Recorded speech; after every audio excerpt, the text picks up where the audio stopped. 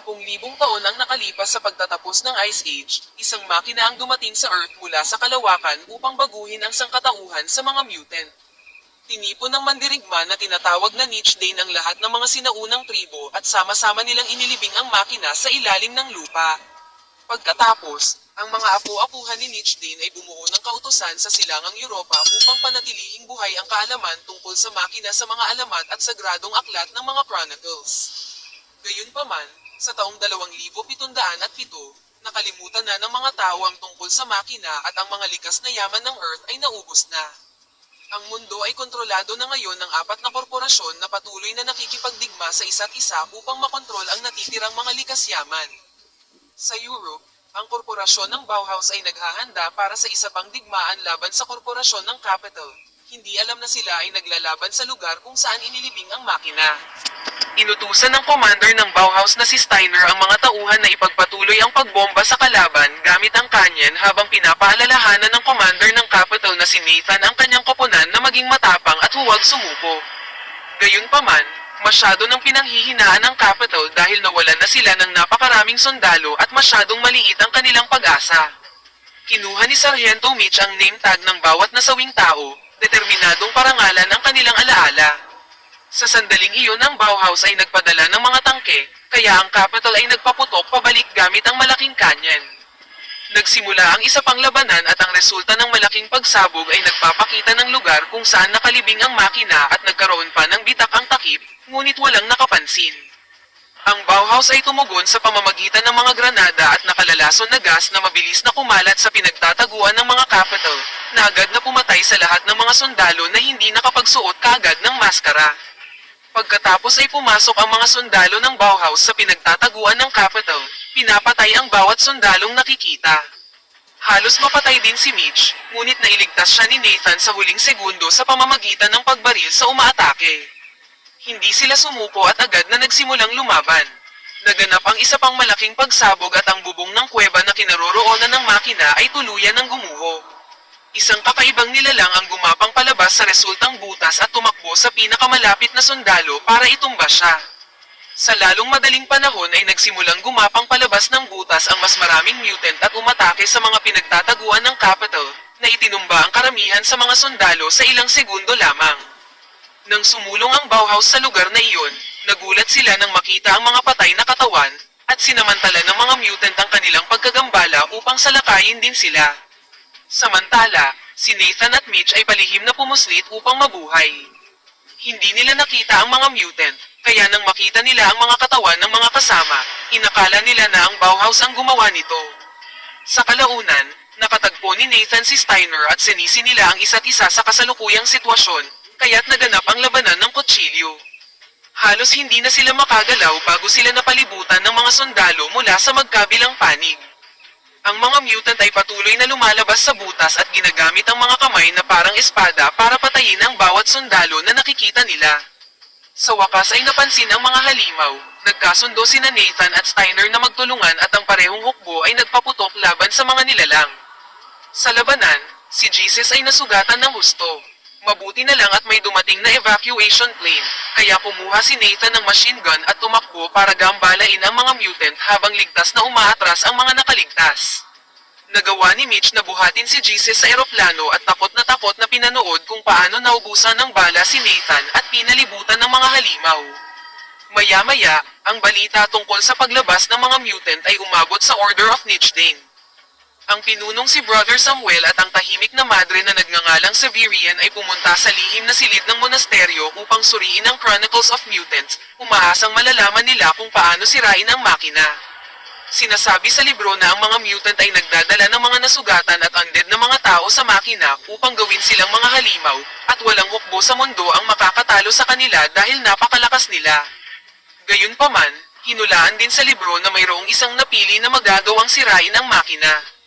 Pagkatapos ay nag-organisa si Samuel ng pulong kasama ang mga pinuno ng 4 na korporasyon upang pag-usapan ang sitwasyon.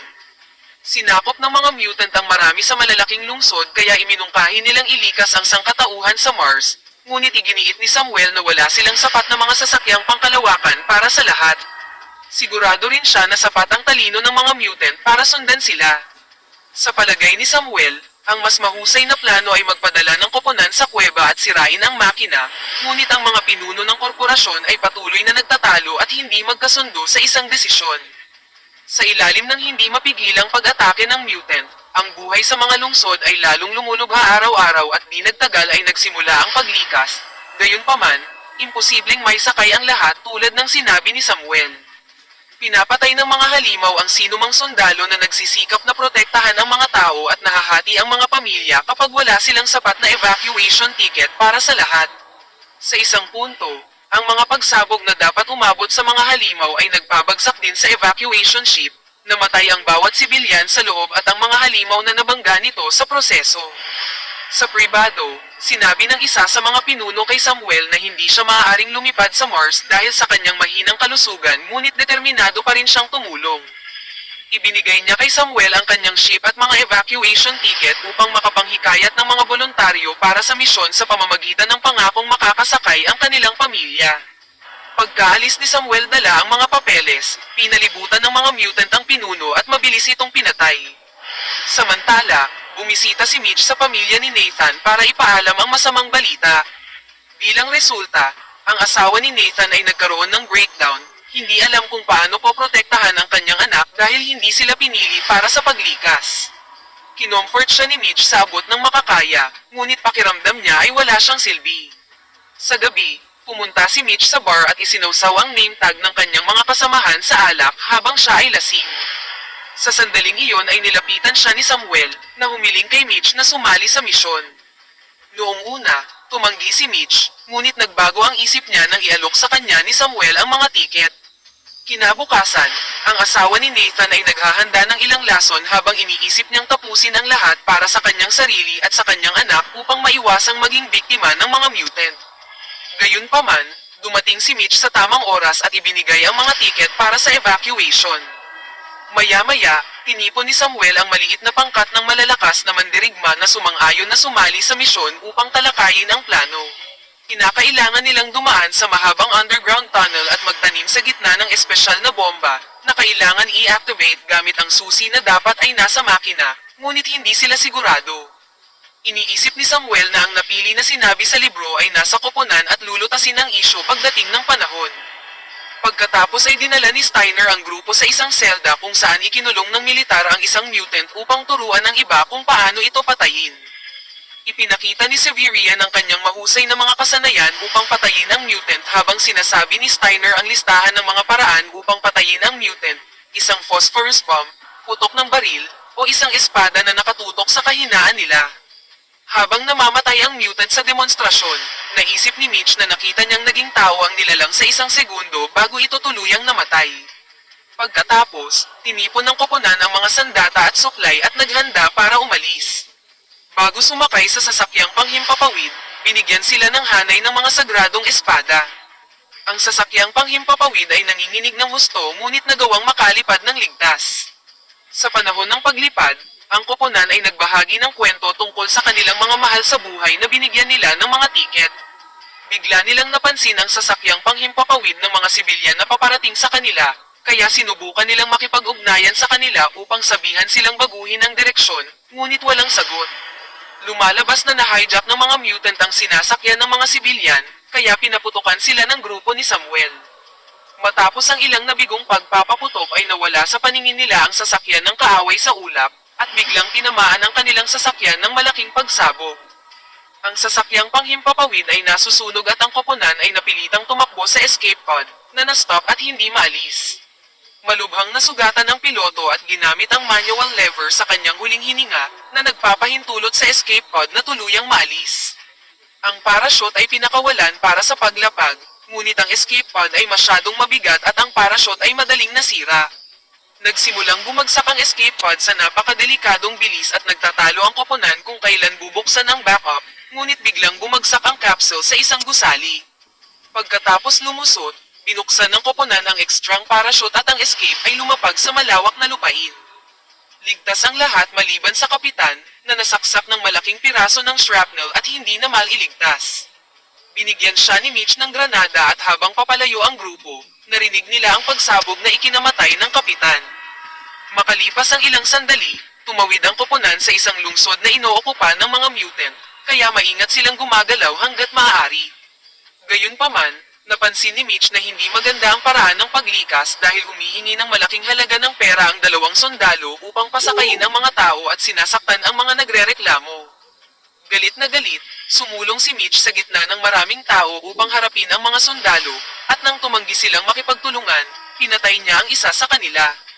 Ang ibang sundalo ay takot at pinayagan ang bawat sibilyan na makapasok ng libre. Pagkatapos ay bumalik si Mitch sa koponan, para lang pag-alitan siya ni Steiner dahil sa paglalagay sa panganib ang misyon.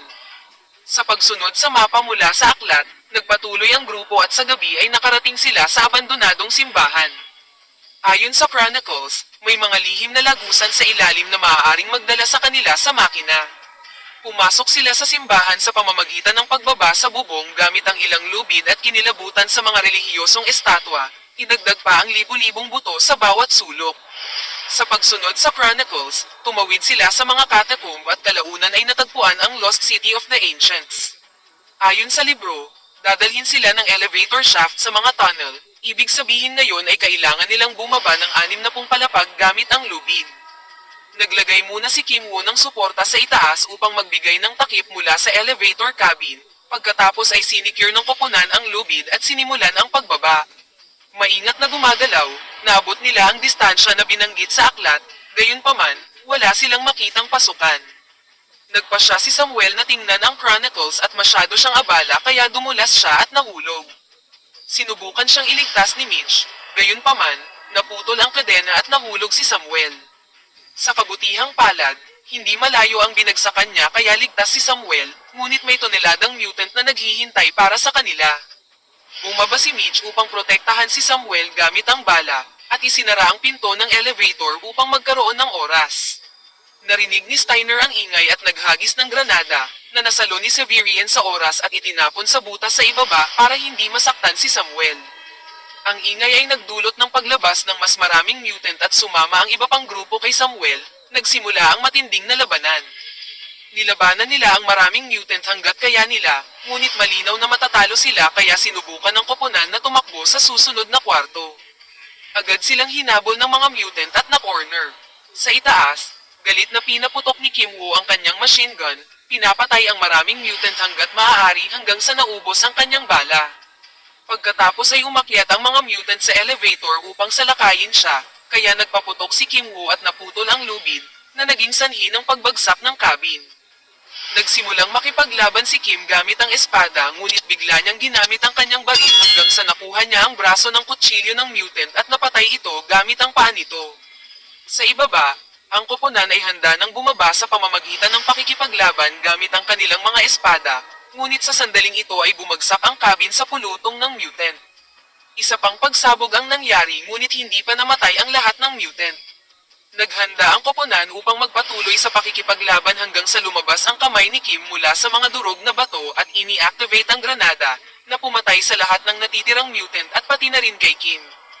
Matapos maglaan ng ilang sandali upang magbigay galang kay Kim, ipinagpatuloy ng koponan ang kanilang paglalakbay. Sinuri muli ni Samuel ang Chronicles, na ikinainis ni Mitch dahil hindi niya naiintindihan kung ano ang espesyal sa libro. Sinabihan siya ni Samuel na manampalataya at nagbuhos ng tubig sa lupa, na bumagsak sa dalawang maliliit na butas na sa wakas ay nagpapakita ng pasukan sa lagusan. Mabilis itong tinawid ng grupo upang marating ang isa pang silid kung saan maingat silang naglakad sa gilid ng pader habang pinapanood ang mga halimaw sa ilalim nila. Kinaladkad ng mga mutant ang mga sugatang tao patungo sa makina, at nabigla si Mitch nang makita si Nathan na kabilang sa mga biktima. Nalaman ni Steiner na binabalak ni Mitch na iligtas siya at inutusan siyang manatili, ngunit umalis pa rin si Mitch. Pagkatapos ay isinaalang-alang ni Steiner ang pagbaril sa kanya upang pigilan siya, ngunit hindi niya kayang gawin at sa halip ay patuloy na gumalaw kasama ang iba.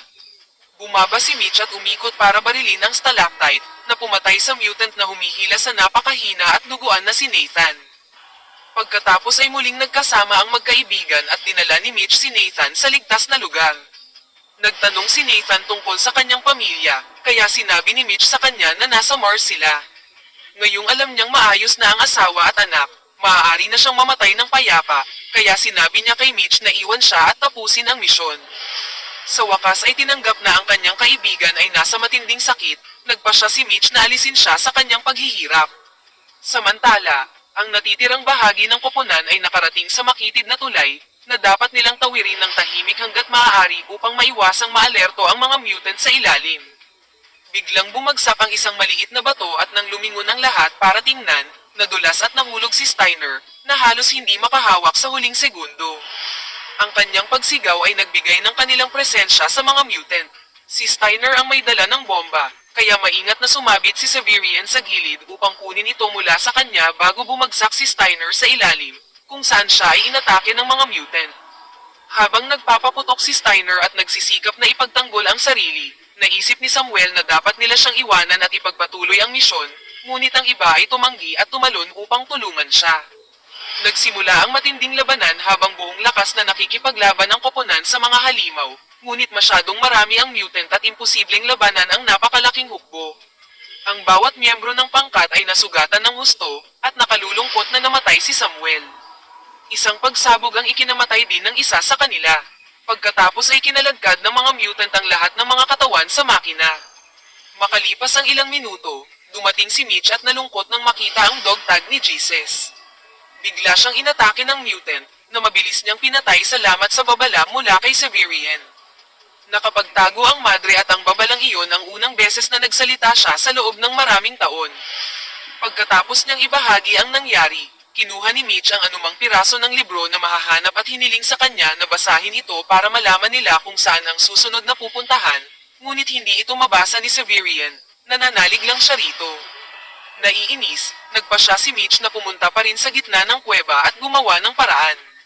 Sumulong ang dalawa hanggang sa matagpuan nila ang pugad ng mutant at agad na nag-set up ng pampasabog habang pinapanood kung paano kinaladkad ang kanilang mga kasamahan sa makina. Naharangan ang pasukan dahil sa pagsabog at napatay ang ilang mutant, kaya sinamantala ni Mitch ang pagkakataon na palayain sina Valeria at Steiner. Pagkatapos ay tumingin si Mitch sa loob ng hukay sa gitna ng kuweba, nakakita ng kakaibang mekanismo na may mga taong nakakabit dito. Ginagawa nitong mutant ang mga tao pagkatapos ng makumpleto ang pag-ikot. Itinali ni Severian at Valeria ang kanilang mga sarili gamit ang lubid at tumungo pababa sa gitna ng makina habang hawak sila ni Mitch at Steiner mula sa itaas. Di nagtagal, nakagawa ng butas ang mga mutant sa tumpok ng bato sa pasukan, kaya iniwan ni Steiner si Mitch upang hawakan ang lubid ng mag-isa at pumunta upang harapin ang mga halimaw. Sa huling pagsaludo, nag-activate siya ng granada at bumaba, pinatay ang mga mutant sa proseso. Masyadong mabigat para kay Mitch na hawakan mag-isa ang lubid at nakaladkad siya sa gilid ng hukay hanggang sa nahulog siya. Ang mga babae ay nahulog din at ligtas na nakarating. Gayunpaman, si Mitch ay bumagsak sa mekanismo na nag-activate upang pigilan siya. Nalantad si Mitch sa radiation at isang mekanikal na braso ang nagpasok ng iba't ibang chip sa kanyang katawan. Ang huling chip ay pinuntirya ang kanyang ulo, kaya si Mitch ay patuloy na iginagalaw ang ulo upang maiwasan ito. Hindi tumama ang makina at sa halip ay nasira ang pagkakatali, kaya nakalaya si Mitch at kinuha ang kanyang baril at sinira ang mekanikal na braso. Pagkatapos ay sumama si Mitch sa mga babae at gumamit ng kutsilyo para tanggalin ang mga chips. Medyo mutated pa rin ang mukha niya, ngunit hindi siya tuluyang naging halimaw. Sa wakas ay narating ng grupo ang puso ng makina at habang inihahanda ni Mitch ang bomba, nilabanan ni Severian at Valeria ang mga halimaw na nagmumula sa magkabilang panig. Hindi masyadong naiintindihan ni Mitch ang device at hindi niya mahulaan kung aling butas ang detonator, kaya sinubukan niyang alamin sa ilang pahina ng libro na mayroon siya.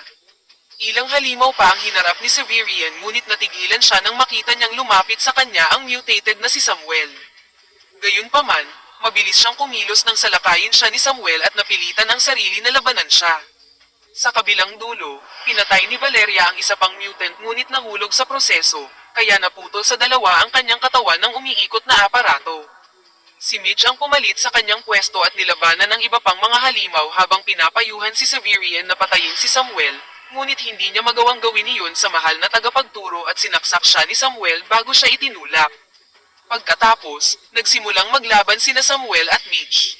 Nagpalitan sila ng ilang hampas bago nagawang itulak ni Mitch si Samuel sa lupa at sinimulan siyang suntukin gamit ang mga dog tag ng kanyang kasamahan. Itinulak siya ni Samuel at napahiga si Mitch sa tabi ng pahina ng libro at espada. Ang makita silang magkasama ay napagtanto niya na ang sagradong espada ang susi, kaya agad niya itong ginamit para saksakin si Samuel kasabay ng pagpasok nito sa makina. Bumukas ang hatch sa kisame at nagsimulang manginig ang istruktura, kaya sinabihan ni Samuel si Mitch na manampalataya at tumalon. Pagkatapos ng ilang pag-aalinlangan, tumalon si Mitch at nahulog sa ilog sa ilalim ng lupa. Nang makaahon siya, pinanood niya ang pag-alis ng makina, lumipad sa kalawakan upang tuluyang umalis sa Earth. Dito